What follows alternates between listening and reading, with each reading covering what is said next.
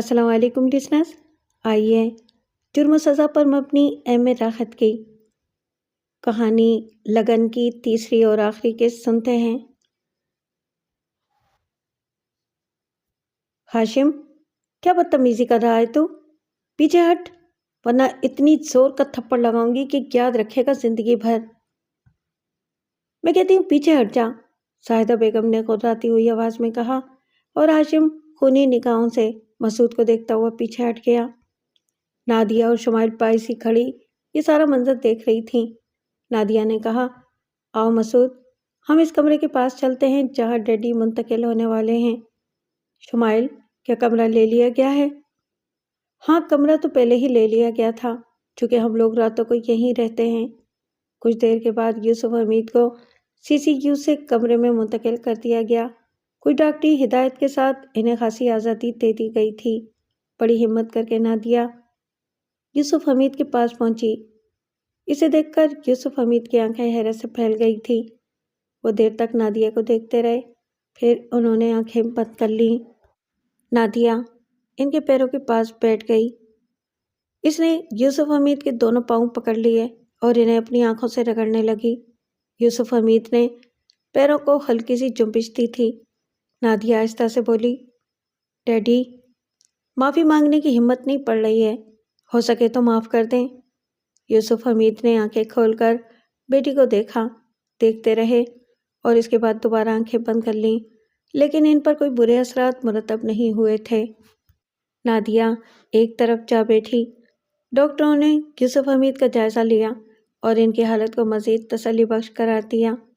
اس کا مطلب تھا کہ نادیہ کو دیکھ کر ان پر کوئی برے اثرات مرتب نہیں ہوئے تھے۔ ہاشم بھی موجود تھا اور دور سے یہ سارے مناظر دیکھ رہا تھا۔ یوسف حمید کے انداز سے پتہ نہیں چلتا تھا کہ ان کی ذہنی کیفیت کیا ہے۔ بہرحال وقت گزرنے لگا۔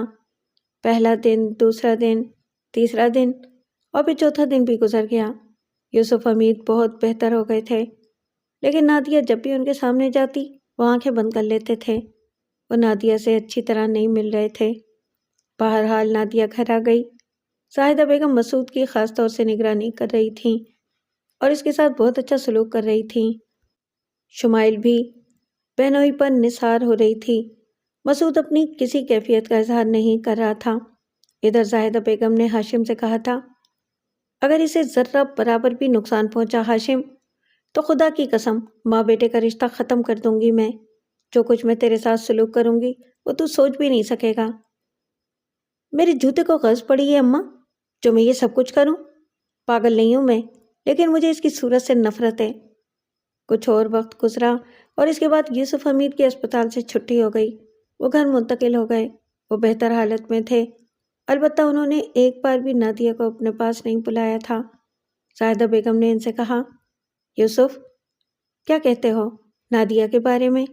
نکال دیں اسے گھر سے؟ میں جانتا تھا باجی آپ مجھ سے یہ سوال ضرور کریں گی۔ میں اس سے ملنا نہیں چاہتا، سمجھی آپ؟ میں اس سے نہیں ملنا چاہتا۔ نادیہ اس وقت یوسف حمید سے زیادہ فاصلے پر نہیں تھی۔ وہ آگے بڑھی اور اس نے اپنے انتہائی خوبصورت بچے کو یوسف صاحب کے پیروں میں ڈال دیا۔ شاید یہ میری مدد کر سکے، وہ لرزتی ہوئی آواز میں بولی، لیکن یوسف حمید نے بچے سے کسی رغبت کا اظہار کیا اور نہ ہی نادیہ کے الفاظ کا کوئی جواب دیا۔ بہرحال یہ سارا کھیل چل رہا تھا۔ نادیہ شمائل کے ساتھ مل کر زاروں قطار روتی تھی۔ ابو بہت سخت دل ہیں شمائل، بہت سخت دل۔ خدا کرے ان کا دل سخت ہی رہے، اسے اور کوئی تکلیف نہ پہنچے۔ انہوں نے فاخر کو بھی معاف نہیں کیا۔ مسعود نے خاموشی اختیار کر رکھی تھی۔ ہاشم بھی کافی فاصلے پر رہتا تھا۔ بظاہر وہ بالکل پرسکون تھا۔ مسعود نے کوئی 1-1.5 ہفتے یہاں قیام کرنے کے بعد کہا، نادیہ، مجھے اپنی نوکری پر واپس جانا ہے، کیا کہتی ہو تم؟ چلو گی میرے ساتھ واپس؟ نہیں مسعود، مجھے یقین ہے کہ ڈیڈی مجھے معاف کر دیں گے۔ میں جانتی ہوں کہ تمہارا واپس جانا بہت ضروری ہے۔ میں اپنے گھر میں ہوں، اب مجھے کوئی کیا نقصان پہنچائے گا؟ میں آخرکار ڈیڈی کو منا لوں گی۔ میری دلی دعا ہے کہ تمہارے ڈیڈی تمہیں گلے سے لگا لیں۔ میں اپنی روانگی کا بندوبست کیے لیتا ہوں۔ مسعود سب سے مل کر واپس چل پڑا، لیکن اسے معلوم نہیں تھا کہ ہاشم وہیں سے اس کے پیچھے لگ گیا ہے۔ مسعود ریلوے اسٹیشن پہنچا، اس نے ٹکٹ خریدا اور ٹرین میں بیٹھ گیا، لیکن اسے معلوم نہیں تھا کہ دوسرے ڈبے میں ہاشم بھی موجود ہے۔ ہاشم نے موبائل پر فون کر کے اپنے ایک دوست کو بھی طلب کر لیا تھا۔ یہ دوست جرائم پیشہ تھا۔ ہاشم نے اسے بتایا کہ اس بار ایک بہت مشکل کام آ پڑا ہے جس میں اسے اس کا ساتھ دینا پڑے گا۔ دوست، جس کا نام جگنو تھا، تیار ہو گیا۔ اس نے کہا کہ اگر کسی کو قتل بھی کرنا پڑے تو وہ گریز نہیں کرے گا۔ ہاشم نے مسکراتے ہوئے اس سے کہا تھا کہ کام کسی کی ہلاکت کا ہی ہے۔ بہرحال مسعود اپنی منزل پر پہنچ گیا۔ دونوں خطرناک آدمی اس کا تعاقب کرتے ہوئے اس کے گھر تک گئے تھے۔ پھر رات کے تقریباً 12 بجے ہاشم مسعود کے گھر پہنچ گیا۔ چھوٹا سا گھر تھا۔ پاس پڑوس میں اس وقت مکمل خاموشی طاری تھی۔ ہاشم اپنے دوست کے ساتھ دروازے پر پہنچا اور اس نے بیل بجائی۔ مسعود دروازہ کھولنے آیا۔ وہ کسی قدر نیند کی کیفیت میں تھا۔ ایک لمحے تک وہ ہاشم کو پہچان نہیں سکا کیونکہ ہاشم نیم تاریکی میں کھڑا ہوا تھا، لیکن پھر دوسرے ہی لمحے اس کے حلق سے ایک دل خراش چیخ نکل گئی کیونکہ ہاشم کے ہاتھ میں دبا ہوا خنجر اس کے دل کے مقام پر گہرا گھاؤ لگانے میں کامیاب ہو گیا تھا۔ اس کے ساتھ ہی ہاشم کے دوست نے پیدر پہ بڑی چھری کے کئی بار مسعود پر کیے۔ مسعود نے اندر بھاگنے کی کوشش کی تو یہ دونوں بھی اس کے پیچھے اندر ہی داخل ہو گئے اور اس کے بعد انہوں نے پیدر پہ چھریوں کے بے شمار وار کر کے آخر کار مسعود کو زندگی سے محروم کر دیا۔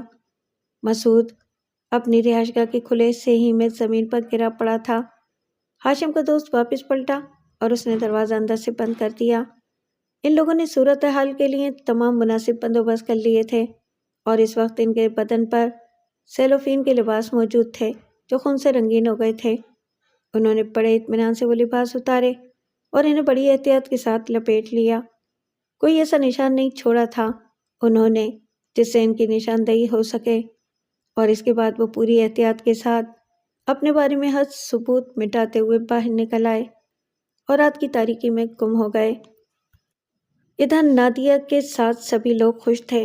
زاہدہ بیگم تو اس کے بچے کو کلیجے سے لگائے ہوئے تھیں اور انہوں نے بڑے خلوص سے دعا مانگی تھی، الہی اس کے ماں باپ اس کے سرپرست ہوں، میں تو ہوئی منوس، بس مجھے اپنے آپ سے خوف آتا ہے۔ باہر تو اور گھر کے تمام لوگ خوش تھے اور یوسف حمید کے بارے میں کوئی اندازہ نہیں ہوتا تھا کہ ان کی کیا کیفیت ہے۔ بہرحال انہوں نے نادیہ سے ابھی ایک لفظ بھی نہیں کہا تھا۔ اسے دیکھ کر وہ ایک دم سے عجیب سے ہو جاتے تھے اور یہ اندازہ ہوتا تھا کہ وہ نادیہ کی یہاں آمد سے خوش نہیں ہے۔ فاخر کو بھی انہوں نے ایک بار بھی نگاہ بھر کر نہیں دیکھا تھا، حالانکہ زاہدہ بیگم بار بار فاخر کو لے کر ان کے سامنے آتی تھیں اور کوشش کرتی تھیں کہ وہ فاخر پر توجہ دیں۔ ایک آدھ بار یوسف حمید صاحب نے کہا تھا، باجی یہ سب کچھ نہ کریں پلیز، میں آپ کا بہت احترام کرتا ہوں لیکن آپ میرے سینے پر زخم لگا رہی ہیں، آپ سے درخواست کرتا ہوں کہ مجھے زخموں سے چور نہ کریں اور اسے کہیں کہ وہ یہاں سے چلی جائے۔ زاہدہ بیگم ٹپٹپائی ہوئی آنکھوں سے یوسف حمید کو دیکھتے ہوئے واپس آ جاتی تھیں۔ بہرحال یوسف کے ذہن پر کوئی برا اثر بھی نہیں ڈالنا چاہتی تھیں، جبکہ یہ حقیقت تھی کہ یوسف حمید ان دنوں بڑی کشمکش کا شکار تھے۔ وہ سوچتے تھے کہ انہیں کیا کرنا چاہیے۔ پھر تیسرے یا چوتھے دن صبح کا وقت تھا جب پولیس کے کچھ افراد یوسف حمید کے بنگلے پہنچ گئے۔ انسپکٹر نے ہاشم سے کہا جو واپس آ چکا تھا، مسز مسعود یہیں رہتی ہیں؟ جی خیریت، کیا بات ہے فرمائیے، ان سے ملنا ہے۔ آپ آئیے، میں اطلاع کرتا ہوں۔ اور یہ اطلاع سن کے سب انسپکٹر کے پاس پہنچ گئے۔ مسز مسعود آپ میں سے کون ہیں؟ میں ہوں، خیریت، بتائیے کیا بات ہے؟ میڈم آپ کے لیے انتہائی افسوسناک خبر ہے، مسعود صاحب کو 4 یا 5 دن پہلے قتل کر دیا گیا ہے، انسپکٹر نے کہا۔ نادیہ پھٹی پھٹی آنکھوں سے اسے دیکھتی رہی اور اس کے بعد اچانک ہی ٹیورا کر نیچے گر پڑی۔ شمائل اور زاہدہ بیگم بھی چیخ پڑی تھیں۔ ہاشم نے بھی اداکاری کی تھی اور نادیہ کو زمین سے اٹھانے میں شمائل کی مدد کی تھی۔ انسپکٹر کو ٹینک روم میں پہنچا دیا گیا۔ یوسف حمید بھی باہر نکل آئے تھے اور پھر مسعود کے قتل کی اطلاع سبھی کو ہو گئی۔ یوسف حمید ایک دم سے ساکت رہ گئے تھے۔ گھر میں کوہرام مچ گیا تھا۔ ہاشم نے البتہ پولیس انسپکٹر کو پوری تفصیل بتائی اور کہا کہ چند روز پہلے مسعود اپنی بیگم کے ساتھ یہاں آیا تھا اور اس کے بعد واپس اپنی ڈیوٹی پر چلا گیا تھا۔ انسپکٹر ضابطے کی کارروائی کرنے لگا۔ ادھر ڈاکٹر کو بلا لیا گیا تھا جس نے نادیہ کو کئی طاقت کے انجیکشن دیے تھے۔ سبھی کی حالت بری ہو گئی تھی۔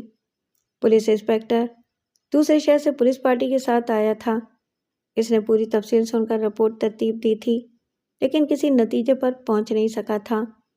اسے یوسف حمید کی حیثیت بھی معلوم ہو گئی تھی، اس وجہ سے کوئی تبصرہ نہیں کر سکا تھا۔ البتہ اس نے سب سے یہی پوچھا تھا کہ کسی پر مسعود کے قتل کا شبہ تو نہیں ہے۔ اس کے لیے سب نے انکار کر دیا تھا۔ لاش پولیس اسپتال کے صحت خانے میں محفوظ ہے۔ رسمی کارروائی کے بعد اسے آپ کے سپرد کر دیا جائے گا۔ میں آپ کے ساتھ چلتا ہوں انسپکٹر صاحب، لاش میں لے کر آؤں گا، ہاشم نے کہا اور انتظامات کرنے چل پڑا۔ وہ جانتا تھا کہ اسے کیا کرنا ہے۔ انسپکٹر نے راستے میں اس سے دوستانہ انداز میں پوچھا تھا، پرانا منائیں تو ایک سوال کروں؟ ضرور فرمائیے، ہاشم نے کہا۔ تفتیش کے دوران معلوم ہوا ہے کہ یوسف حمید کی صاحبزادی نے یہ شادی اپنی مرضی سے کی تھی؟ جی بالکل، اور ان کے شوہر مسعود صاحب معمولی سی نوکری کر کے گزر بسر کر رہے تھے، جبکہ یوسف حمید صاحب ارب پتی آدمی ہیں۔ جی یہ درست ہے۔ ظاہر ہے انہیں اس شادی سے اختلاف ہوگا۔ لازمی بات ہے، ہاشمی نے کہا۔ کیا یہ اختلاف مسعود ساحل کی موت کا سبب نہیں بنا ہوگا؟ آپ کیسی باتیں کر رہے ہیں انسپکٹر صاحب؟ بے شک وہ اپنی بیٹی سے ناراض ہیں، لیکن وہ اپنی بیٹی کو بیوہ کرنے کے بارے میں سوچ بھی نہیں سکتے، اور پھر اس شادی کو تقریباً 2.25 سال گزر چکے ہیں۔ اگر وہ ایسا ہی سوچتے تو 2.25 سال پہلے یہ عمل کر چکے ہوتے۔ آپ جانتے ہیں دولت سے سب کچھ ہو سکتا ہے، اتنا انتظار وہ کیوں کرتے؟ ہاشم نے دلیل پیش کی۔ ہاں یہ ایک مضبوط نکتہ ہے، انسپکٹر نے اعتراف کیا۔ اس کے علاوہ میرے ماموں جان ایک نیک نفس انسان ہیں، کسی کو نقصان پہنچانا ان کی سرشت میں ہی نہیں ہے۔ زندگی کا ریکارڈ بے داغ ہے، ہم لوگ ایسا سوچ بھی نہیں سکتے۔ اس میں کوئی شک نہیں ہے کہ نادیہ نے اپنی مرضی سے شادی کر کے انہیں بہت دکھ دیا تھا، جس کی وجہ سے وہ اندر ہی اندر گھلتے رہے ہیں۔ آپ نے دیکھا ہوگا کہ وہ اب بھی بیمار ہیں۔ انسپکٹر پرخیال انداز میں گردن ہلانے لگا تھا۔ بہرحال ہاشم کارروائیوں میں مصروف رہا۔ اس نے تمام تر عمل کر کے لاش حاصل کی، اسے باقاعدہ پیک کرایا اور پھر پرائیویٹ گاڑی کے ذریعے اسے لے کر اپنے شہر پہنچ گیا۔ اس کی ان کارروائیوں پر کسی نے کوئی اعتراض نہیں کیا تھا۔ لاش کی تدفین کے سلسلے میں بھی ہاشم نے یہ تمام کارروائیاں کی تھیں۔ نادیہ بدستور سکتے میں تھی۔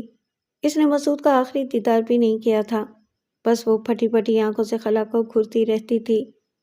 ذہن میں نہ جانے کیا کیا خیالات تھے۔ شمائل فاخر کو سنبھالے ہوئے تھی اور بہن کے لیے سخت افسردہ تھی۔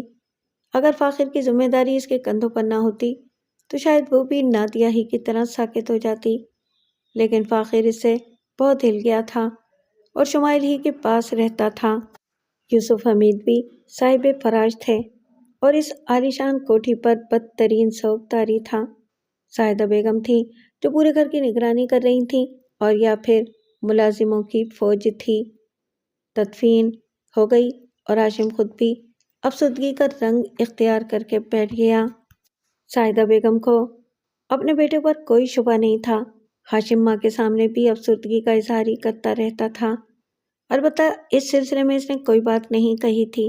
اس وقت بھی ہاشم یوسف حمید کے پاس بیٹھا ہوا تھا۔ یوسف حمید اکثر خاموشی رہتے تھے۔ ہاشم نے ان سے کہا، ماموں جان سنبھالیے خود کو، کاروباری امور پر بھی آپ توجہ نہیں دے رہے ہیں۔ خدا آپ نے مجھے کبھی اس قابل سمجھا نہیں کہ ایسے کسی آڑے وقت میں کچھ کر سکوں۔ تمام لوگوں کو معلوم ہے کہ میں آپ کا بھانجا ہوں، لیکن آپ یقین کیجئے ماموں جان، اگر کبھی کسی دفتر میں جا کر اپنی حیثیت استعمال کرنے کی کوشش کرتا ہوں تو لوگ مذاق اڑانے والی نگاہوں سے دیکھتے ہیں۔ کیا اس وقت یہ حالات ہیں کہ تم مجھ سے اس طرح کی کوئی شکایت کر سکو؟ معافی چاہتا ہوں ماموں جان، دراصل مجھ سے آپ کی یہ حالت دیکھی نہیں جاتی۔ میرے دل میں آپ کے لیے ایک باپ جیسا ہی جذبہ ہے۔ مگر وہ کون سا ذریعہ ہو جسے میں اختیار کروں کہ آپ مجھے اپنا ہمدرد سمجھیں؟ تم میرے ہمدرد ہو، جو کچھ اس دوران تم نے کیا ہے میں اس کا احساس کرتا ہوں۔ تم نے واقعی وہ فرض ادا کیا ہے جو میرا کوئی بیٹا ہی ادا کر سکتا تھا، لیکن اس وقت میں ذہنی طور پر بہت منتشر ہوں۔ ایسی کوئی بات نہ کرو۔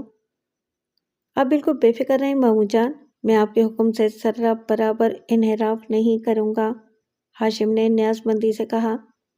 یوسف حمید کے یہ الفاظ اسے بارش کا پہلا قطرہ محسوس ہوئے تھے۔ اگر یہ کاوش جاری رہی تو ہو سکتا ہے کہ یوسف حمید اس کے حق میں بالکل ہی نرم ہو جائیں۔ کچھ اور وقت گزرا۔ شمائل زیادہ تر بہن کے پاس ہی بیٹھی رہتی تھی۔ اس وقت بھی فاخر رو رہا تھا۔ نادیہ کی ویران آنکھوں میں اچانک زندگی لوٹ آئی۔ اس نے شمائل کو مخاطب کیا، شمائل، اسے خاموش کرو۔ بہت عرصے کے بعد نادیہ کی آواز ابھری تھی۔ شمائل نے چونک کر بہن کو دیکھا اور خوشی سے اچھل پڑی۔ نادیہ کا سکتہ ختم ہو گیا تھا۔ وہ بہن کے پاس پہنچ گئی، فاخر کو اس کی آغوش میں ڈال دیا اور روتے ہوئے بولی، نادیہ، سنبھالو مسعود بھائی کی نشانی، یہ آپ کے بغیر بلکتا ہی رہتا ہے۔ نادیہ، مسعود بھائی کی روح کو تکلیف ہوتی ہوگی، یہ آپ کا اکلوتا بچہ ہے۔ نادیہ بلک بلک کر رو پڑی۔ شمائل یہی چاہتی تھی اور ڈاکٹروں نے یہی کہا تھا کہ اگر اس کی آنکھوں سے آنسو بہہ گئے تو وہ ٹھیک ہو جائے گی۔ شمائل خود بھی اس کے ساتھ رو رہی تھی، یہاں تک کہ دل کا غبار نکل گیا۔ وہ آہستہ سے بولی، شمائل، بہت اچھا تھا وہ، جس نے اسے برا سمجھا، اس نے بڑا ظلم کیا انسانیت پر۔ ڈیڈی اس سے مل کر تو دیکھتے۔ شمائل، وہ اتنی محنت کر رہا تھا کہ تم سوچ بھی نہیں سکتی۔ کہتا تھا نادیہ مر کر بھی تمہیں وہ زندگی تو نہیں دے سکتا جس زندگی سے میں نے تمہیں نکال لیا ہے، لیکن تم دیکھ لینا، تمہاری اور تمہارے بچے کی ہر خواہش پوری کروں گا، یہی میری زندگی کا مقصد ہے۔ شمائل، برا کیا ان لوگوں نے، بہت برا کیا۔ ڈیڈی نے اپنے دل سے اس کا کینہ نہیں نکالا اور آخرکار اسے مروا ہی دیا۔ شمائل نے چونک کر نادیہ کو دیکھا اور بولی، نادیہ، کیا تمہارے خیال میں؟ یار، میرا خیال پوچھتی ہو؟ میرا خیال پوچھ رہی ہو تم؟ کیا کہوں، کیسے کہوں؟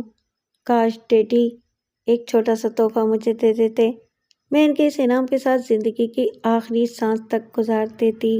شمائل، وکیل صاحب آئے تھے یا نہیں آئے تھے؟ میں نے نہیں دیکھا باجی، میرے علم میں نہیں ہے۔ ذرا معلوم کرو، انہیں آنا تو چاہیے تھا۔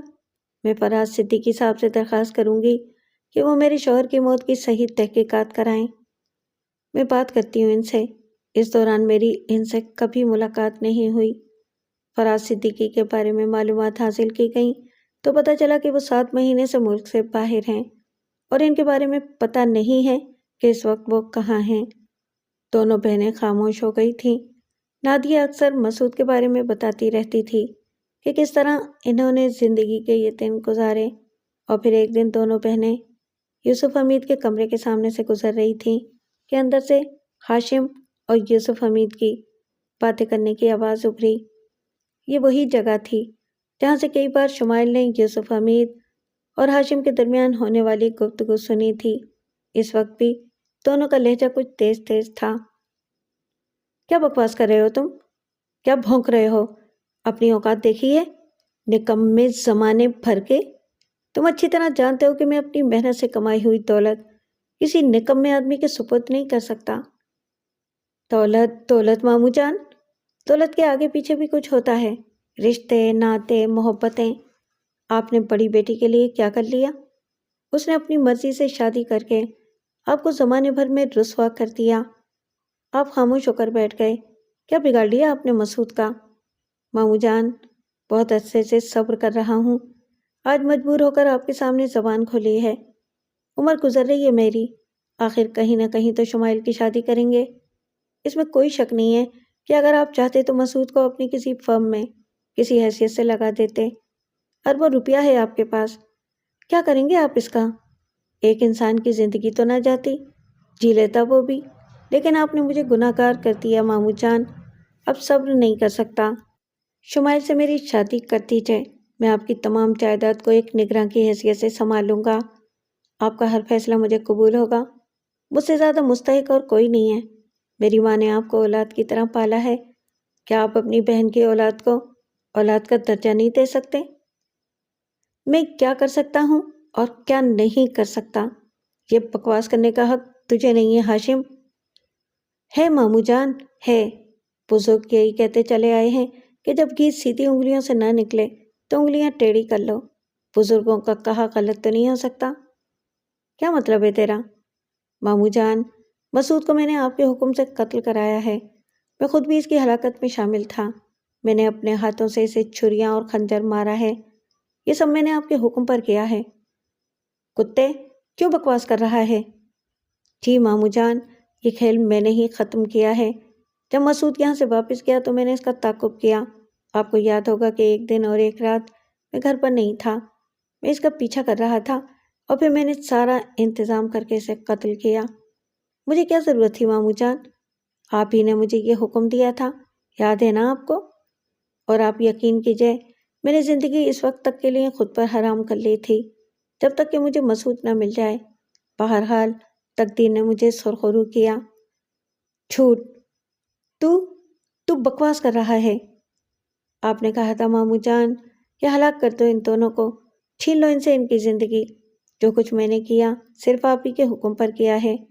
آپ کو یقین ماموں جان، اصل میں اس دنیا میں جینے کے لیے اپنے آپ کو بہت ہوشیار رکھنا پڑتا ہے۔ ذرا غور کیجئے، یہ آپ ہی کے الفاظ ہیں نا؟ ہاشم نے ایک ٹیپ ریکارڈر نکالا اور اسے آن کر دیا۔ ٹیپ ریکارڈر پر آواز ابھرنے لگی۔ کیا کہنا چاہتے ہو وہ کہو۔ یہی کہ مجھے حکم دیجئے کہ میں اس بے عزتی کا بدلہ لے سکوں۔ کیا کر سکتے ہو؟ مسعود ساحل کو جہنم رسید کر سکتا ہوں۔ صرف اسے؟ میرا مطلب ہے کہ صرف اسے قتل کرو گے، نادیہ کو چھوڑ دو گے؟ کیا اس لیے کہ وہ میری بیٹی ہے؟ ہے کا لفظ درمیان سے نکال دو۔ وہ میری بیٹی تھی اور اب میں تمہیں بتا دوں کہ میری کوئی بیٹی نہیں ہے۔ شمائل بھی میرے لیے خوف کا باعث بن چکی ہے۔ آپ حکم دے کر تو دیکھیے۔ تو ٹھیک ہے، ان دونوں کو ختم کرا دو، آگ لگا دو ان کی جنت میں۔ کر سکتے ہو یہ کام؟ بآسانی ماموں جان۔ اس کے بعد خاموشی طاری ہو گئی۔ ایک بار پھر سناؤں آپ کو آپ کی آواز؟ بہت آسان کام ہے، اس میں تھوڑی سی ایڈیٹنگ کی جا سکتی ہے جس سے میرے اوپر سے الزامات تھوڑے سے کم ہو جائیں گے۔ یوسف حمید کی آنکھوں کا رنگ بدلا، ایک لمحے کے اندر ان میں سیاہی سی آ گئی۔ یہ شاید غصے کی انتہا تھی، لیکن پھر انہوں نے اپنی اس کیفیت پر قابو پا لیا اور ایک زہریلی مسکراہٹ کے ساتھ بولے، تم میرا کیا بگاڑ سکتے ہو؟ محض اس آواز کے ذریعے پولیس کو اطلاع دو گے، براہ راست عدالت میں جاؤ گے۔ پولیس میری مٹھی میں ہے، عدالت میں بھی اس طرح یہ سارے ثبوت غائب کیے جا سکتے ہیں کہ کوئی مائی کا لال ان سے مجھے نقصان نہیں پہنچا سکتا۔ تمہیں میرے اختیارات کا اندازہ نہیں ہے۔ سب کچھ سوچا ہے میں نے ماموں جان، ان دنوں انہی باتوں پر غور و خوض کرتا رہا ہوں۔ آپ بالکل ٹھیک کہتے ہیں، الٹا میری گردن پھنس جائے گی، آپ کا کچھ بھی نہیں بگڑے گا۔ مجھ سے زیادہ یہ بات اور کون جانتا ہے؟ پھر یہ حماقت کیوں کر رہے ہو؟ میرے ذہن میں بھی کچھ منصوبے ہیں ماموں جان۔ آپ یقین کریں، حالات بہت ہی برا رخ اختیار کر سکتے ہیں۔ آپ کے اختیارات کو میں کبھی نظر انداز نہیں کر سکتا، لیکن صرف ایک بات بتاتا ہوں، نادیہ اور شمائل کو یہ آواز سن کر بہت خوشی ہوگی۔ ان کے دل میں اپنے ڈیڈی کے لیے بہت بڑا مقام پیدا ہو جائے گا۔ ویسے تو وہ یہ بات جانتی ہیں کہ آپ بہت حیثیت والے اور بہت عزت والے ہیں۔ خاص طور سے نادیہ کو یہ سن کر خوشی ہوگی کہ اس کے بچے کا باپ، اس کی محبت جس کے لیے اس نے اپنا گھر بار چھوڑ دیا، اس کے باپ کے ہاتھوں قتل ہوئی ہے۔ اس کا بچہ اس کے باپ کے ہاتھوں یتیم ہوا ہے۔ بس یہ ایک کارڈ ہے میرے پاس ماموں جان، جسے میں بحالت مجبوری استعمال کروں گا۔ یوسف حمید پھر خاموش ہو گئے تھے۔ تھوڑی دیر تک ہاشم بھی خاموش رہا، پھر اس نے کہا، اچھی طرح غور کر لیجئے، میں ہر حال میں آپ کا خادم ہوں ماموں جان۔ حالانکہ آپ نے کبھی میرے ساتھ وہ محبت بھرا سلوک نہیں کیا جس کا میں خواہش مند تھا، لیکن پھر بھی میں نے آپ کا بہت احترام کیا ہے، بہت عزت کی ہے۔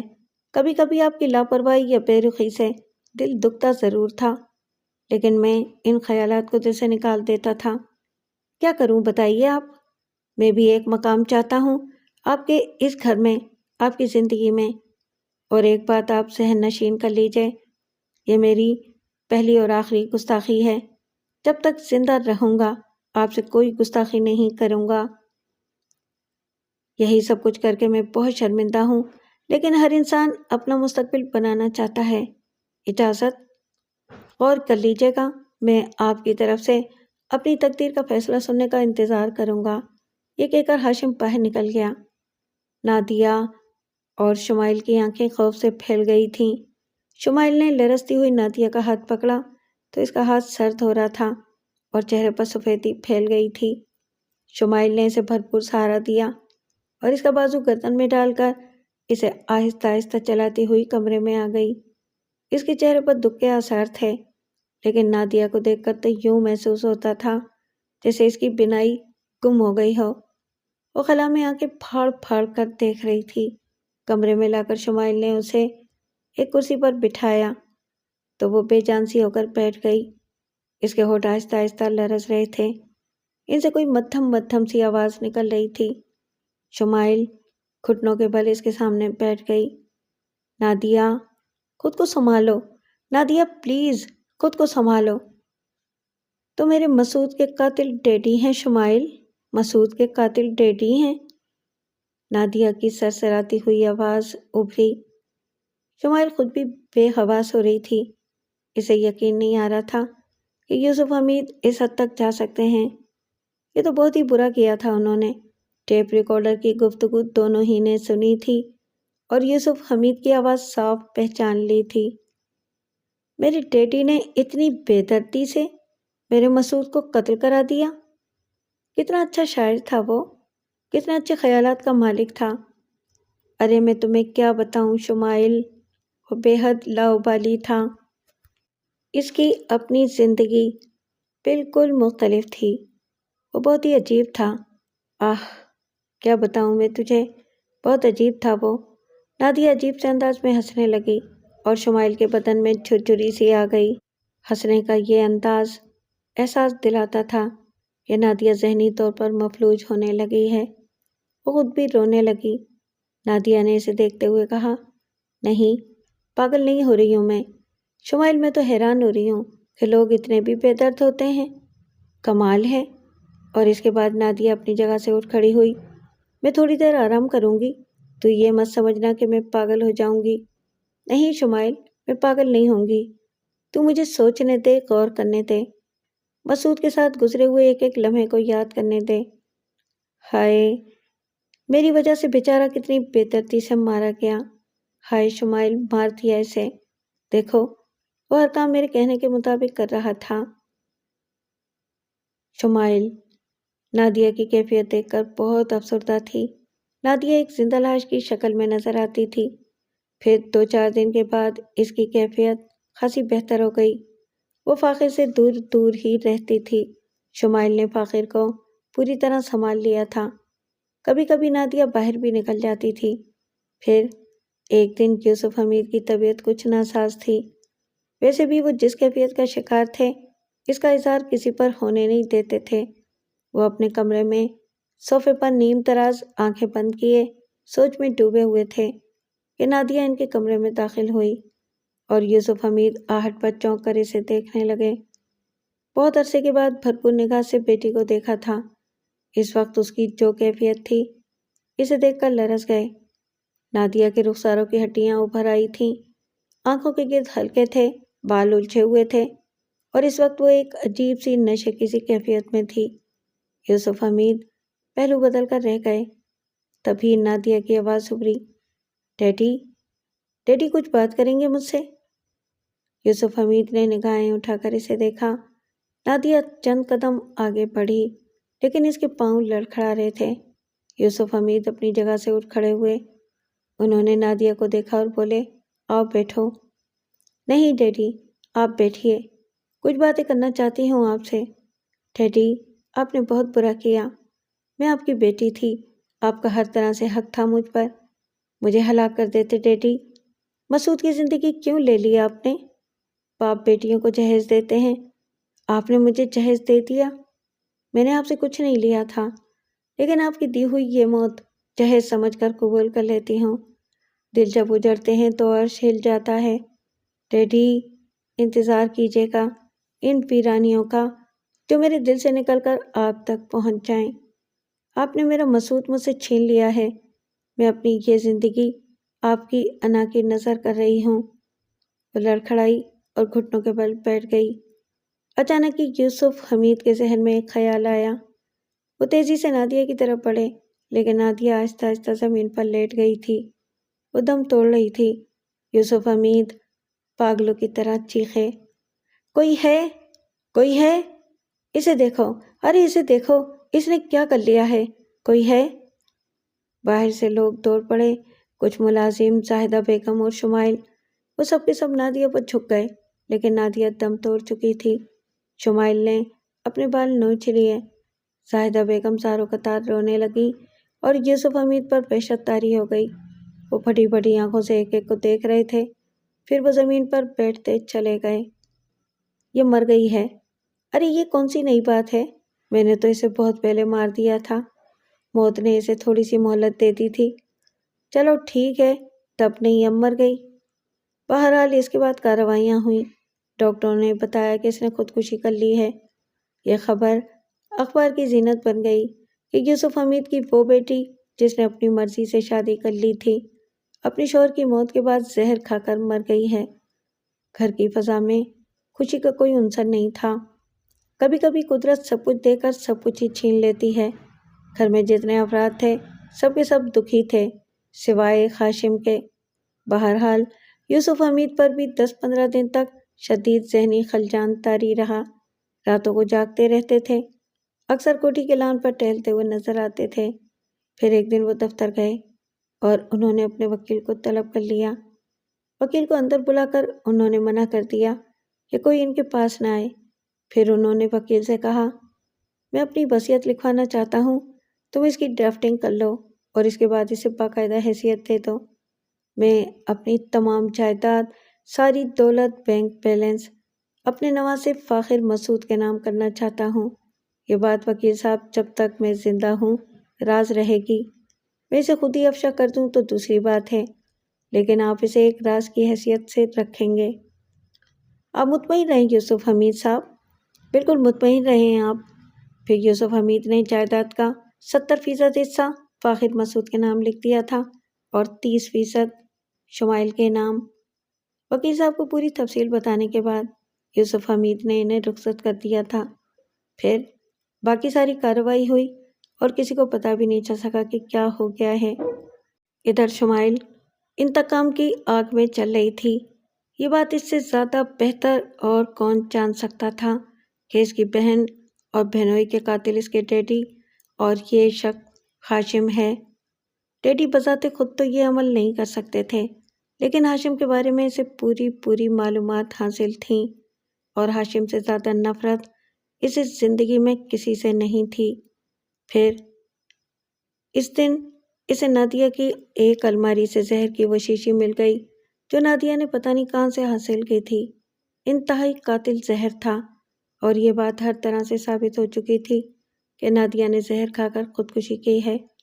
لیکن شمائل نادیہ کی موت کا ذمہ دار ہاشم اور یوسف حمید ہی کو سمجھتی تھی۔ زہر کی شیشی اس نے اپنے پاس پوشیدہ کر لی اور اس کے بعد کسی منصوبے پر عمل کرنے لگی۔ مجھے کچھ چیزوں کی ضرورت ہے ہاشم، میں خود بازار نہیں جانا چاہتی۔ باجی کی موت کے بعد ہم پر بہت سی انگلیاں اٹھنے لگی ہیں، پلیز آپ میرا یہ کام کر دیں، شمائل نے ہاشم سے کہا۔ شمائل، میں تو زندگی بھر اس بات کا خواہش مند رہا کہ تم مجھے کسی قابل سمجھو۔ آپ جائیے پلیز، بلکہ ایک کام کریں، کیوں نہ میں آپ کے ساتھ چلوں؟ میں گاڑی سے اتروں گی نہیں۔ ضرور چلو، بلکہ تمہارا بھی دل بہل جائے گا، اور فاخر کو بھی ساتھ لے لو، وہ بیچارہ بچہ بھی بالکل تنہا رہ گیا ہے۔ افسوس شمائل، اس گھر پر کیسی کیسی مصیبتوں کے پہاڑ ٹوٹے ہیں۔ ہاں ہاشم شمائل کو لے کر بازار گیا۔ شمائل گاڑی میں بیٹھی رہی تھی اور ہاشم اسٹور سے اس کی طلب کردہ چیزیں لے کر آیا تھا۔ پھر اس کے بعد شمائل اکثر ہاشم کے ساتھ آنے جانے لگی۔ ہاشم کی خوشیوں کا ٹھکانہ نہیں رہا تھا۔ اس نے ایک دن پھر ماں سے بات کی۔ اس نے کہا، آخرکار آپ لوگوں نے تو کچھ نہیں کیا اماں، مگر خدا نے میری سن لی۔ اس نے شمائل کے دل میں میرے لیے محبت ڈال دی ہے، تو پھر میں کیا کروں؟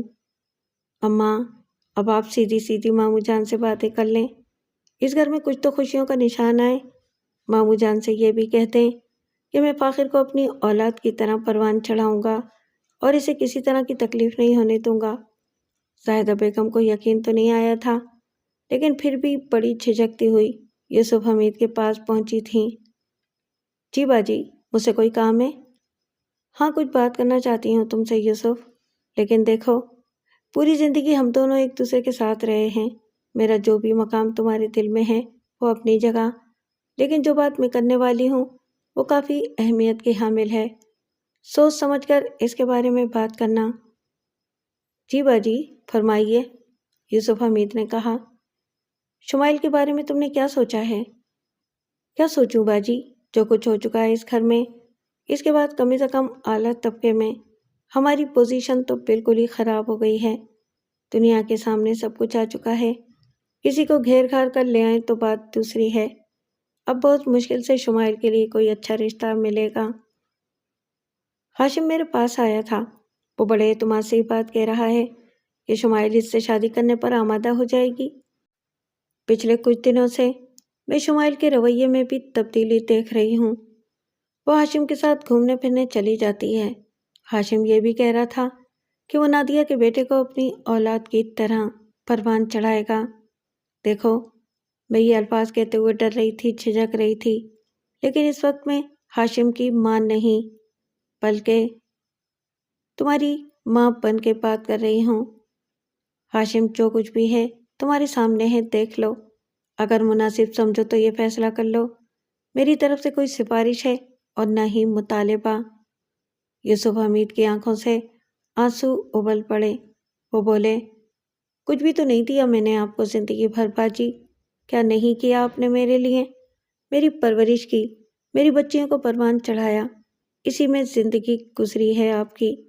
خوشیوں کے چند ہی روز ملے بس آپ کو اپنے لیے، مگر باجی، ہاشم کے بارے میں آپ کو بتاؤں، اس نے کبھی میرے دل تک رسائی حاصل نہیں کی۔ اس کی فطرت عجیب سی رہی ہے۔ بات کچھ ایسی نہیں ہے باجی کہ میں آپ کے احسانات کو نظر انداز کر کے اس کے بارے میں نہ سوچتا۔ اس کی خواہش پر میں نے اسے ذمہ داریاں دیں، لیکن اس نے کہیں بھی اپنے آپ کو ایک تسلی بخش انسان ثابت نہیں کیا، ورنہ باجی میں اسے کوئی نہ کوئی مقام ضرور دیتا۔ اور اب میں آپ کو ایک بات بتاؤں، میری نادیہ کا قاتل وہی ہے۔ اس نے مسعود کو قتل کیا اپنے ہاتھوں سے، اور اس کے بعد میری نادیہ بھی دنیا سے چلی گئی۔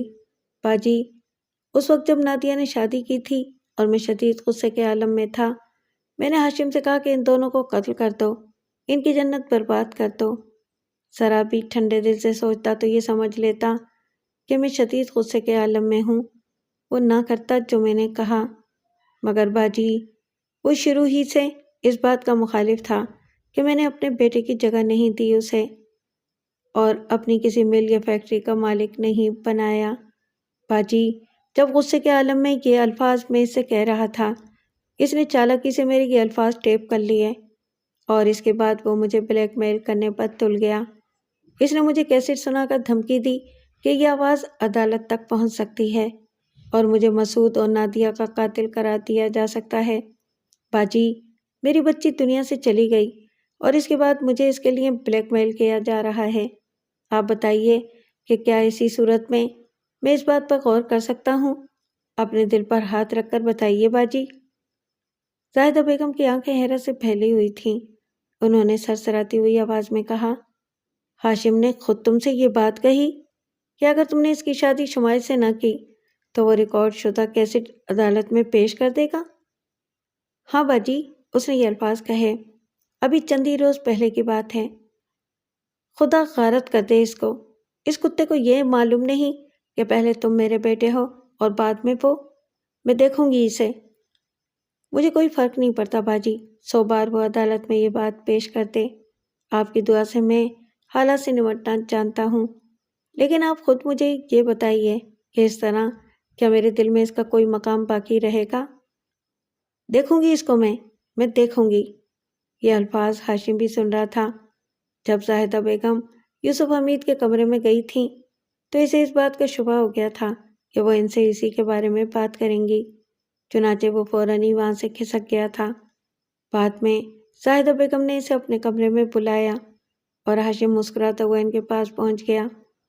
ہاشم، کیا تو نے اس وقت یوسف کی آواز ریکارڈ کی تھی جب اس نے غصے کے عالم میں مسعود اور نادیہ کو قتل کرنے کے لیے کہا تھا؟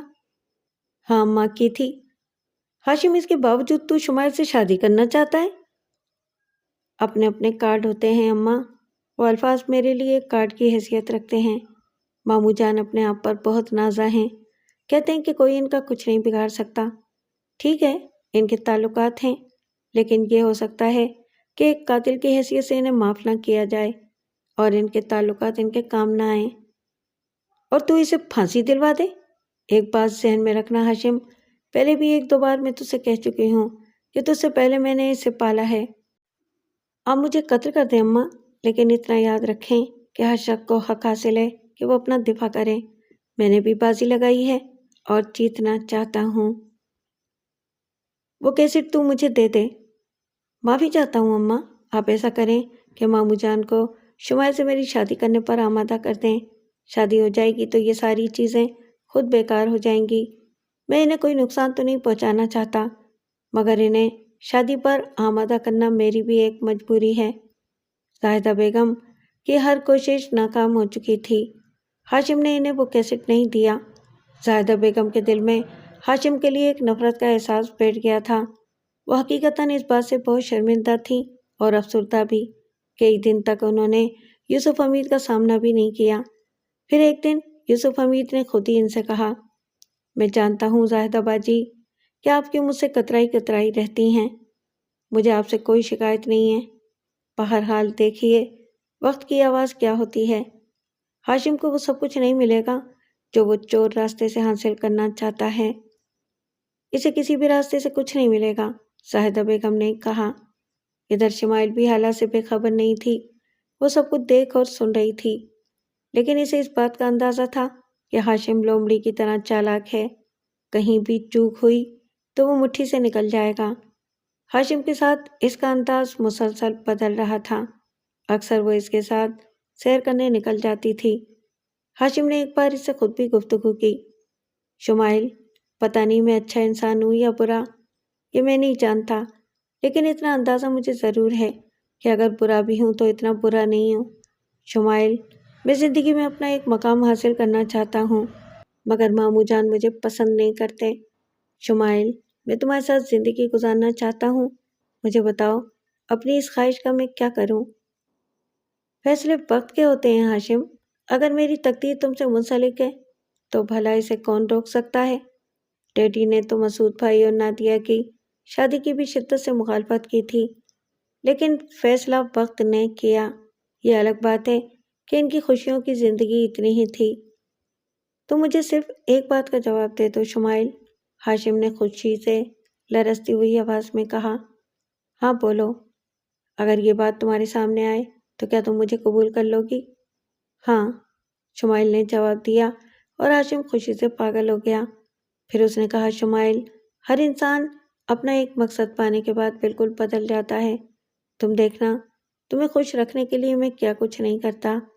البتہ ایک بات کہوں، اگر میں یہ بات ماموں جان سے کروں اور براہ راست کروں تو کیا تم میرا ساتھ دو گی؟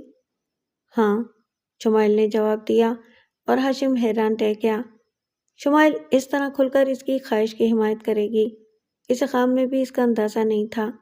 بہرحال وہ تیاریاں کرنے لگا۔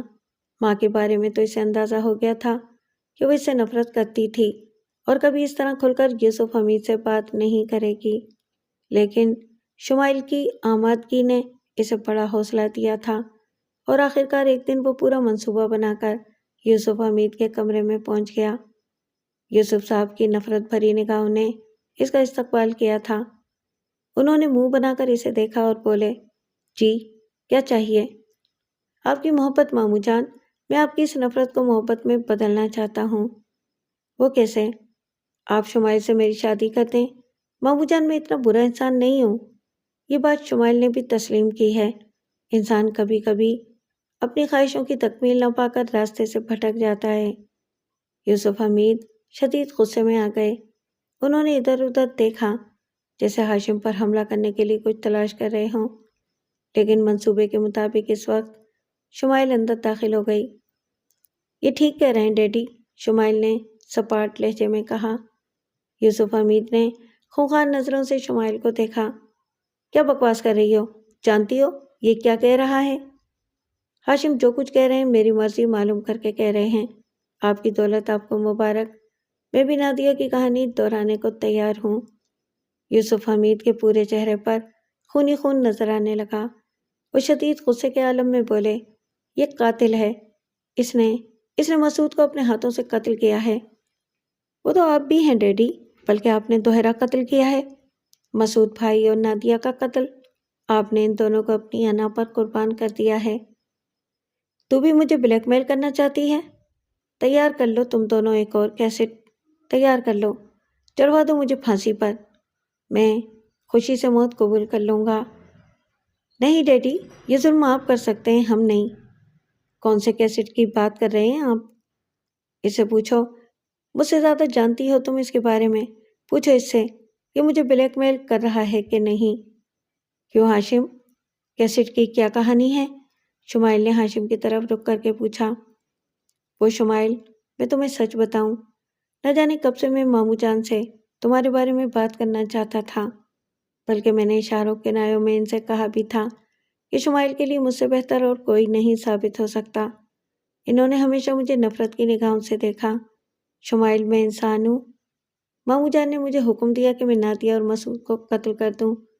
جو کچھ میں نے کیا مامو جان کے کہنے ہی سے کیا۔ میں نے مامو جان کی وہ گفتگو ایک کیسٹ میں ریکارڈ کر لی۔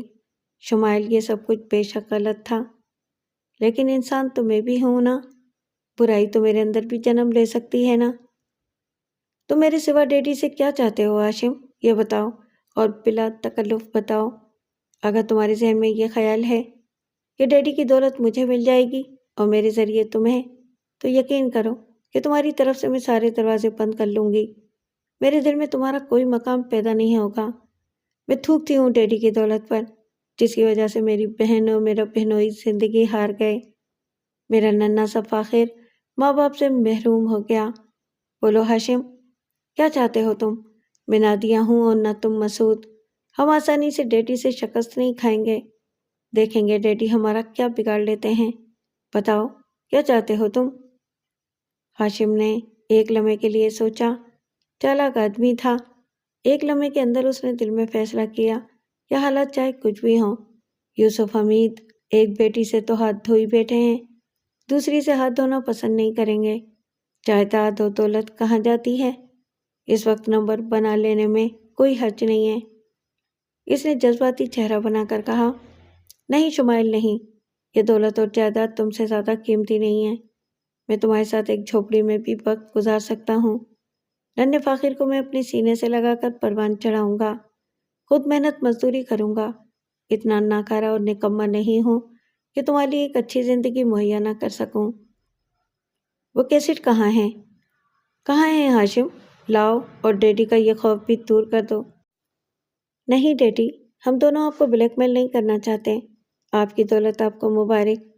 ہاشم، کیسٹ لے آؤ فوراً، ایک لمحے کے اندر اندر، شمائل نے بڑے اعتماد سے کہا۔ اور ہاشم چوٹ کھا گیا۔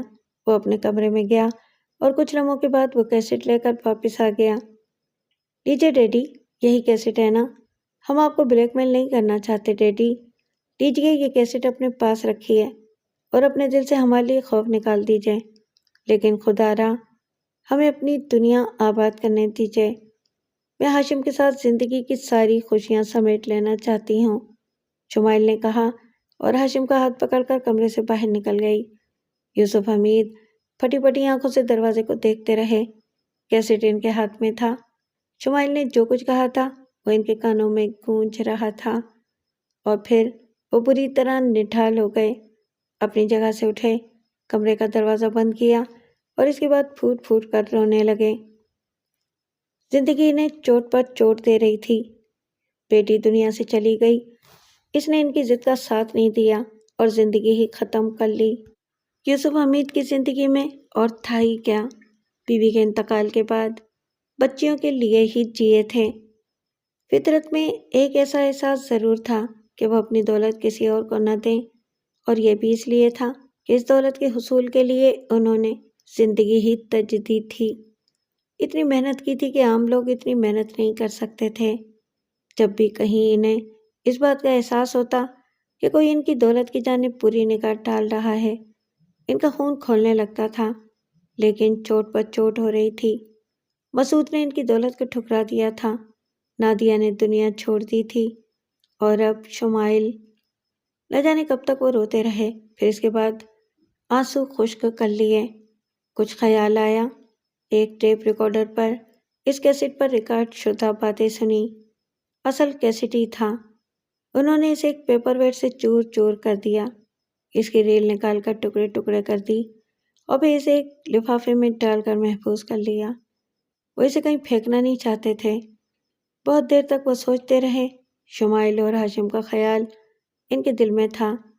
ان کا تجربہ ہمیشہ انہیں یہ بتاتا رہتا تھا کہ ہاشم اچھا انسان نہیں ہے۔ اگر وہ زاہدہ کا بیٹا نہ ہوتا تو وہ اسے ایک پل بھی اپنی کوٹھی میں رکھنے پر تیار نہ ہوتے، اور اب تو وہ باقاعدہ قاتل تھا۔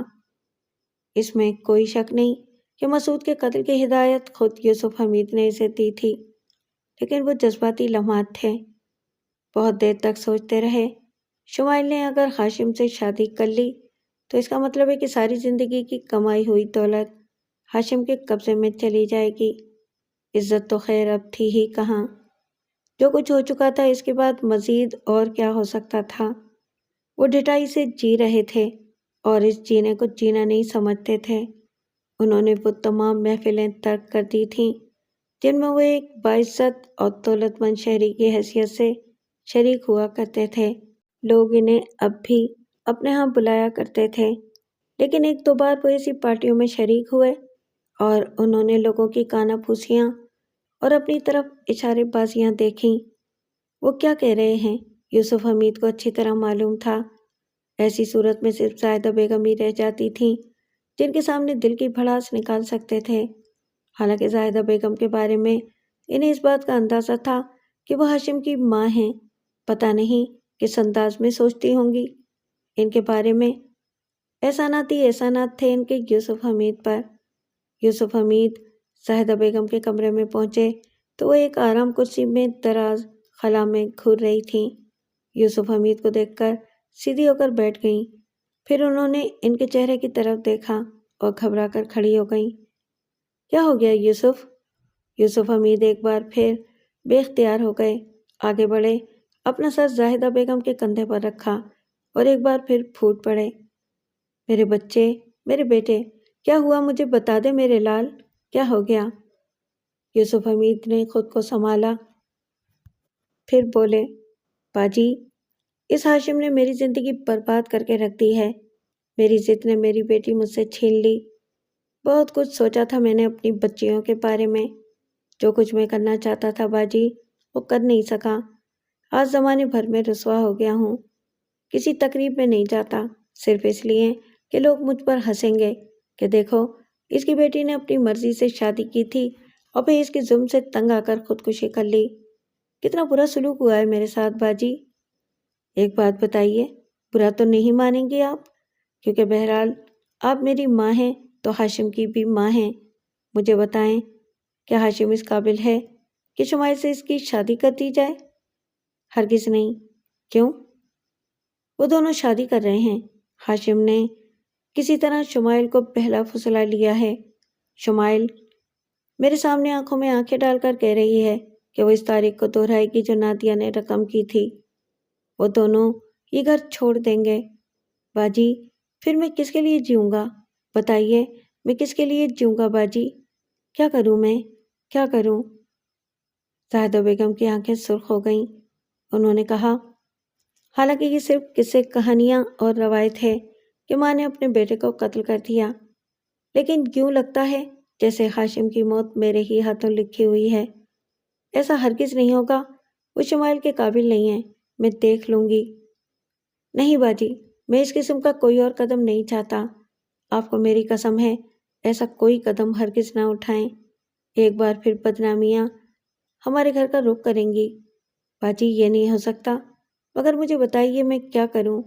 باجی میں آپ سے مشورہ چاہتا ہوں، مجھے وقت دو، مجھے سوچنے دو۔ لیکن اس شرط کے ساتھ میں نے آپ کو اپنی قسم دلائی ہے۔ زاہدہ بیگم ایک گہری سانس لے کر خاموش ہو گئی تھیں۔ شمائل اب زیادہ تر ہاشم کے ساتھ ہی دیکھی جاتی تھی، بازاروں میں، سیرگاہوں میں، پکچر ہاؤسوں میں، کہیں بھی۔ وہ یوسف حمید سے اجازت لینے کی ضرورت محسوس نہیں کرتی تھی۔ انہوں نے ایک دو بار اسے ٹوکا بھی تھا۔ رات کو 1 بجے وہ ہاشم کے ساتھ گھر میں داخل ہوئی تھی۔ یوسف حمید باہر ہی ٹہل رہے تھے۔ دونوں انہیں دیکھ کر ٹھٹک گئے اور پھر آہستہ آہستہ چلتے ہوئے ان کے قریب آ گئے۔ تم اندر جاؤ، انہوں نے خداتی ہوئی آواز میں ہاشم سے کہا، اور ہاشم ڈٹائی سے انہیں دیکھنے لگا۔ شمائل بولی، جاؤ ہاشم، ڈیڈی نے کیا کہا ہے، تم نے سنا نہیں؟ ہاشم مسکراتا ہوا اندر چل پڑا تھا۔ یوسف حمید نے اسے شمائل کو آنکھ مارتے ہوئے دیکھا تھا۔ جی ڈیڈی، یہیں کھڑے رہیں گے یا اندر چلیں گے؟ میرے کمرے میں آؤ، یوسف حمید نے کہا اور آگے بڑھ گئے۔ پھر وہ اپنے کمرے میں پہنچے۔ شمائل ان کے پیچھے پیچھے آ رہی تھی۔ بیٹھو، انہوں نے کہا اور شمائل بیٹھ گئی۔ شمائل، میں خودکشی نہیں کروں گا۔ خواب میں بھی نہ سوچیے ڈیڈی، خودکشی گناہ ہے، لیکن تم مجھے اس کے لیے مجبور کر رہی ہو۔ نہیں ڈیڈی، ایسی کوئی بات نہیں ہے۔ یہ گھر میں داخل ہونے کا وقت ہے؟ ہرگز نہیں۔ تو پھر؟ ڈیڈی تھوڑا سا وقت سے سمجھوتا کیجیے۔ آپ کی سخت مزاجی نے ہم سے کیا کچھ نہیں چھین لیا۔ ڈیڈی ہمیں بھی موقع دیجیے کہ ہم زندگی کو قریب سے دیکھیں۔ زندگی کو اتنے قریب سے دیکھ رہی ہو تم شمائل کہ زندگی کسی بھی لمحے ناک بن کر تمہیں ڈس لے گی۔ ہماری ماں نہیں تھی ڈیڈی، ہماری تربیت بھی بہت اعلیٰ طریقے سے نہیں ہوئی، لیکن ڈیڈی پھر بھی تھوڑا سا اعتماد ضرور کیجیے، بس تھوڑا سا۔ تم ہاشم سے شادی کرنا چاہتی ہو؟ کیا حرج ہے ڈیڈی، مجھے نقصان بتا دیجیے۔ وہ اس قابل نہیں ہے، وہ قاتل ہے۔ اب یہ مت کہہ دینا کہ قاتل میں بھی ہوں۔ میں صرف ایک بات کہتا ہوں شمائل، میں نے جذبات میں آ کر وہ الفاظ ادا کر دیے تھے اور ان کے لیے میں اپنے آپ کو کبھی معاف نہیں کروں گا، لیکن اس شخص نے جو کچھ کیا، میں اس کے بارے میں دعوے سے کہتا ہوں کہ اس نے اپنے مقاصد کی تکمیل کے لیے کیا۔ ڈیڈی نیند آ رہی ہے، مجھے جانے دیں پلیز، تھینک یو، شمائل نے کہا اور اپنی جگہ سے اٹھ کر کمرے سے باہر نکل گئی۔ یوسف حمید بے بسی سے اسے دیکھتے رہ گئے تھے۔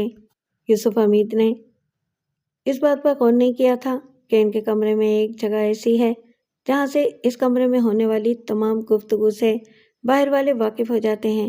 اس وقت بھی یہی ہوا تھا۔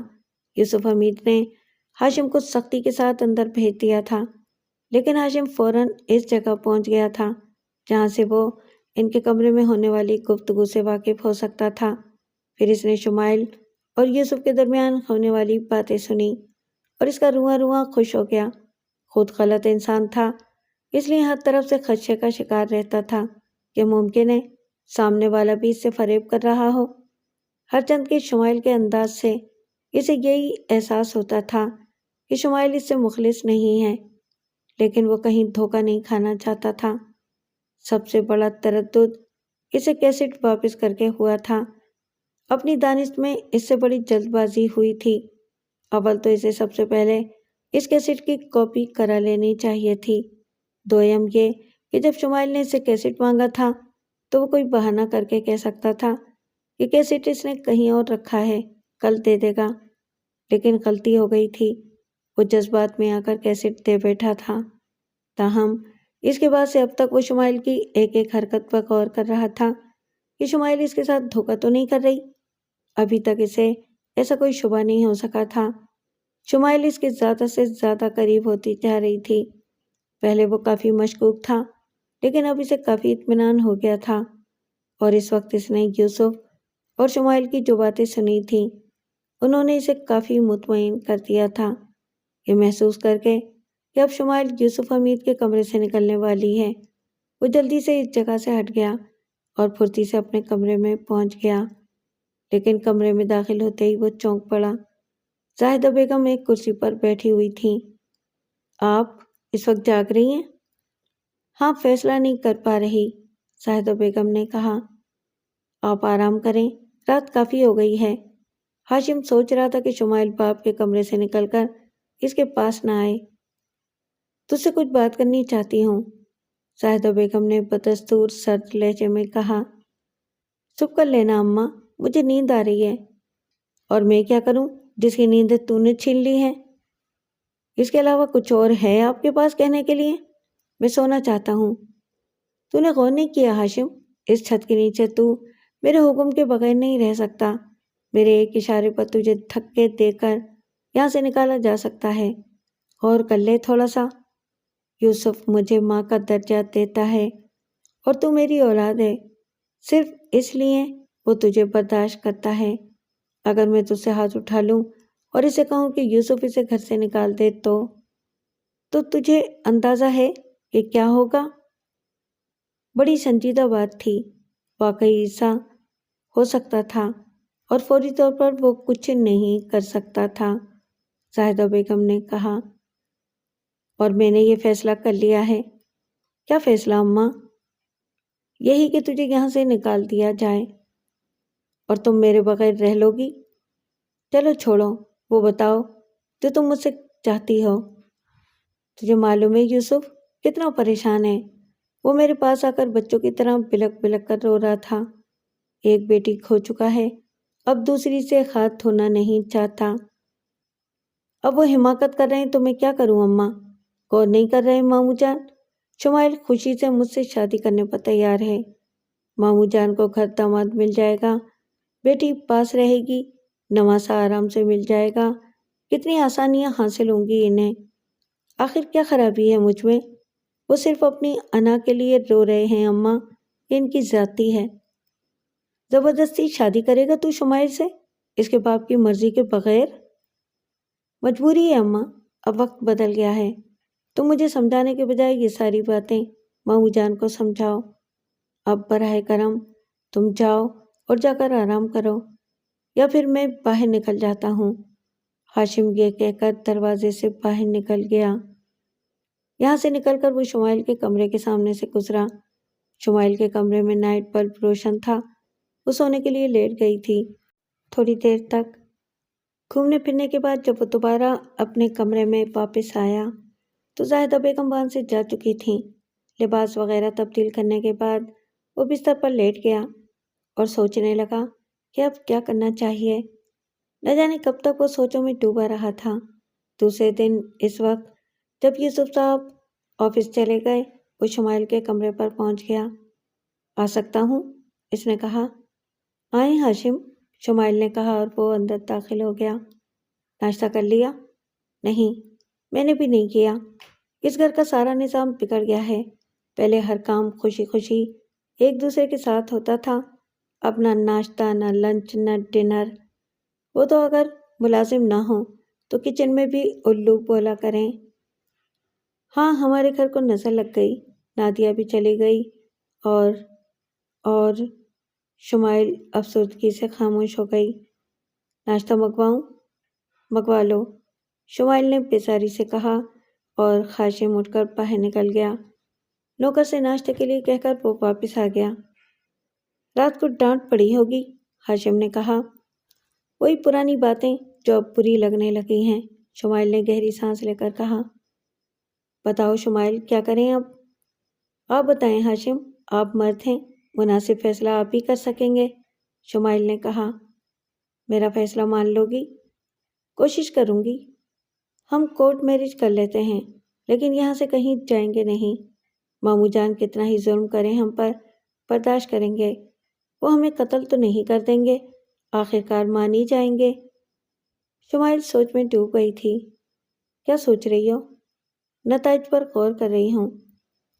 اس کے علاوہ کچھ ہو ہی نہیں سکتا شمائل، تم غور کر لو، آج پورا دن غور کر لو، رات تک مجھے جواب دے دینا۔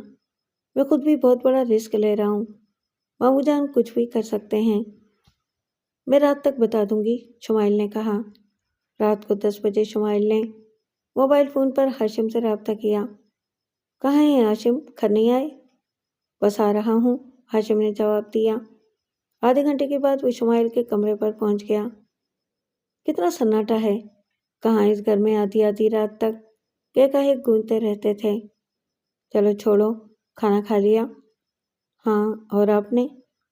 کچھ دوستوں نے مجبور کر دیا تھا، ویسے بھی کورٹ میرج کے بارے میں تفصیل معلوم کر رہا تھا۔ کافی پئیں گے؟ سر میں درد ہو رہا ہے۔ عمدہ بات کہی ہے، کسی ملازم کو بلاؤ، یہ سب بھی یہاں کے ماحول سے پورا فائدہ اٹھا رہے ہیں، کسی کی آواز بھی سنائی نہیں دے رہی۔ میں دیکھتی ہوں، شمائل نے کہا اور اٹھ کر باہر نکل گئی۔ ہاشم آرام سے ایک کرسی میں دراز ہو گیا۔ شمائل کچھ دیر میں واپس آئی، اس کے ہاتھ میں ٹرے تھی جس پر کافی کا سامان رکھا ہوا تھا۔ سوندھی سوندھی خوشبو سے فضا مہک رہی تھی۔ ارے تم خود؟ ہاشم نے جلدی سے اٹھتے ہوئے کہا۔ کوئی بات نہیں، وقت سب کچھ کرا لیتا ہے۔ شمائل نے ایک پیالی ہاشم کو دی اور دوسری خود لے کر بیٹھ گئی۔ یقین کرو شمائل، بہت عجیب لگتا ہے یہ سوچ کر کہ ہم اب اتنے قریب آ جائیں گے۔ بس اب ایک تردد رہتا ہے۔ کیا؟ کاش ماموں جان خوشی سے یہ سب کچھ کر دیتے، لیکن میں اپنے فیصلے پر قائم ہوں۔ کون سا فیصلہ؟ شمائل نے کافی کے بڑے بڑے گھونٹ لیتے ہوئے کہا۔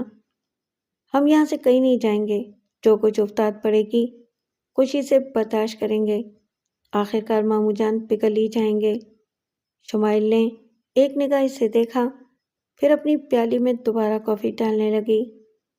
مجھے بھی دو، بہت عمدہ کافی ہے، ہاشم نے اپنی پیالی سے آخری گھونٹ لے کر کہا۔ شمائل نے اسے بھی کافی دی اور پھر بولی، لیکن ہاشم، گہرے گھاؤ آسانی سے نہیں بھرتے۔ کیا یہ بات بھلائی جا سکتی ہے کہ تم نادیہ اور مسعود بھائی کے قاتل ہو؟ تمہیں سب کچھ معلوم ہے شمائل، یہ سب کچھ میں نے ماموں جان کو خوش کرنے کے لیے کیا تھا تاکہ وہ میری شادی تم سے کر دیں۔ قتل جیسا کام بھی؟ لگن سب کچھ کرا لیتی ہے۔ لگن؟ ہاں، تمہیں پانے کی لگن۔ میری بہن کی موت کا ذمہ دار، میرے بہنوئی کا قاتل کیا میرا محبوب میرا شوہر بن سکتا ہے؟ شمائل نے کہا۔ اس کا لہجہ ایسا تھا کہ ہاشم نے چونک کر اسے دیکھا۔ تم اب بھی یہی کہے جاؤ گی؟ کبھی کبھی اپنی محبت کو پانے کے لیے اس حد تک بھی جایا جا سکتا ہے، اور وہ جس کا سب کچھ چھن گیا ہو۔ شمائل بولی۔ کیسی باتیں کر رہی ہو شمائل؟ میں وہ ہوں ہاشم، ماں نہیں تھی ہماری، ہم نے ماں کے بغیر ایک دوسرے میں گم ہو کر زندگی گزاری۔ نادیہ میرے وجود کا آدھا حصہ تھی، تم نے مجھے آدھا قتل کر دیا ہاشم۔ میرا فرض تھا کہ میں تم سے اپنی بہن کے قتل کا انتقام لوں۔ ارے تم تو اس قابل بھی نہیں ہو کہ دروازے کے کتے بھی سمجھے جاؤ۔ جو صرف تم ہی نہیں کر سکتے، کوئی اور بھی کر سکتا ہے۔ جاؤ اب، کتے کی موت ہی مر جاؤ۔ ہاشم آنکھیں پھاڑے شمائل کو دیکھ رہا تھا، پھر اس نے کہا، تم اچانک پاگل کیسے ہو گئی شمائل؟ اچانک نہیں ہاشم، سب کچھ سوچ سمجھ کر کیا ہے میں اور تم سے محبت؟ ارے تم سے تو نفرت کے سوا اور کچھ نہیں کیا جا سکتا، نفرت اور صرف نفرت۔ ہوش میں آؤ شمائل، تمہاری نفرت میرا کیا بگاڑ سکتی ہے؟ صرف وہ کیسے دھوکے سے لے کر کیا تم اپنے باپ کو بچا سکتی ہو؟ تمہارا تو میں بگاڑ چکی ہوں ہاشم، اپنی بہن کا بدلہ تو میں لے چکی ہوں۔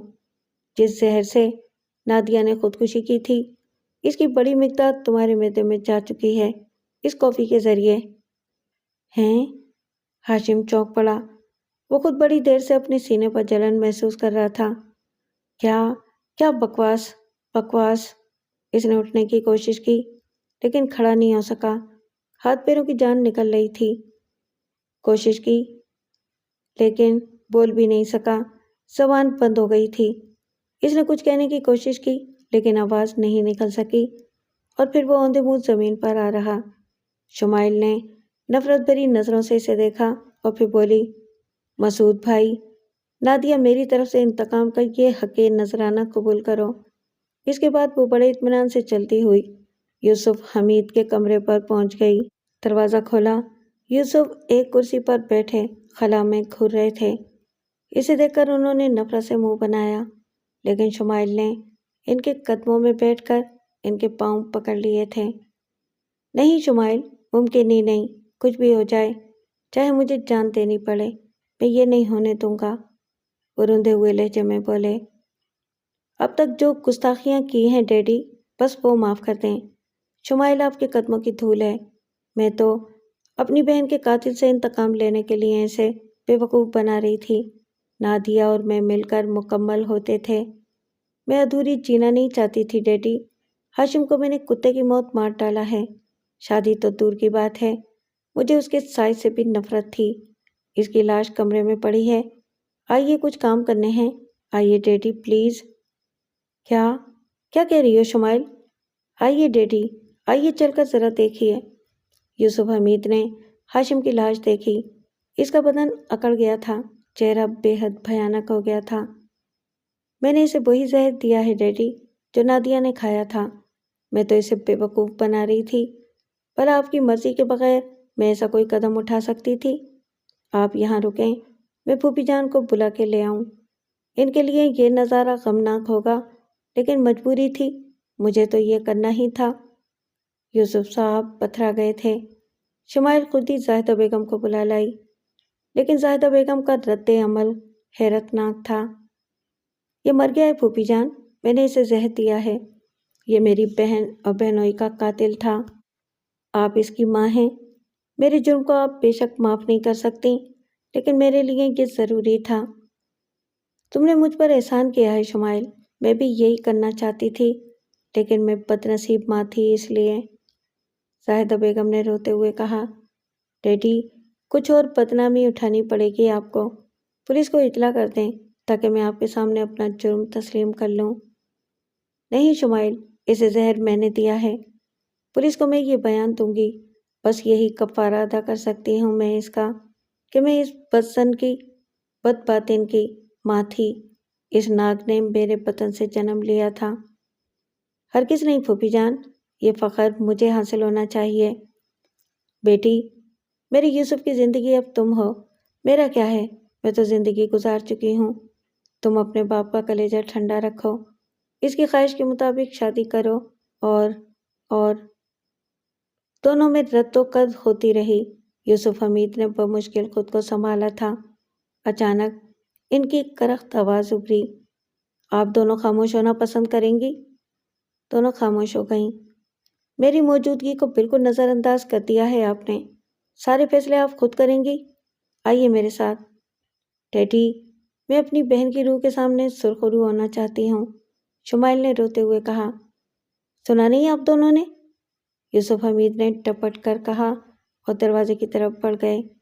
ان دونوں کے ساتھ وہ زاہدہ بیگم کے کمرے میں آئے، پھر انہیں یہاں چھوڑ کر دروازے کی طرف بڑھتے ہوئے بولے، آپ دونوں بالکل خاموشی سے یہاں وقت گزاریں گی، میرے حکم سے انحراف ہوا تو اس گھر کو آگ لگا دوں گا، براہ کرم میری حیثیت کو قبول کیجیے، مجھے خود کو اس گھر کا سربراہ سمجھنے دیجیے۔